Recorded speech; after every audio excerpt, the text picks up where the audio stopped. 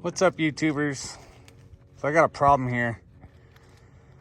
So I went to go start my car the other day and wouldn't start. Noticed that gas was coming out of this PCV valve right here. Didn't know what the hell was going on. So I started doing some digging, called a really good friend of mine. And come to find out, this mechanical fuel pump is leaking on the backside right here. Also, it's leaking internally inside my crankcase, filling up my crankcase with fuel. So now my oil is diluted with gas. Had a half a tank, and now I have nothing. Well, pretty close to nothing. I got like an eighth of a tank left.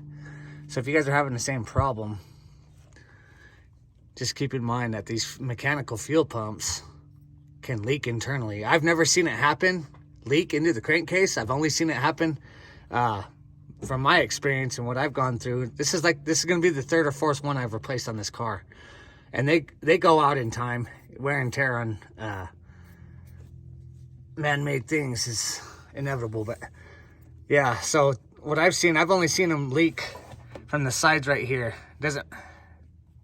I don't think it really matters which side, but it could be anywhere. You know what I mean? It could be on this side, it could be over here, it could be back here, it could be back here. But that's my experience. This is the first time I've actually ever seen it leak internally into the crankcase. So yeah, went to go start this thing the other day, and it's bogging and hesitating. I almost had it started, but when I had it, it started for like a split second, dude. And when it did, it blew fuel all over everything. You can see all the gas on my side panels right here. There's gas everywhere. So I went to go check my oil, and yeah, my oil is way over full, meaning that the fuel did leak into the crankcase. So yeah.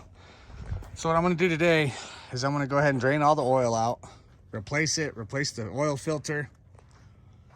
I'm gonna go ahead and replace all the spark plugs too, because they're probably wet. I don't know, but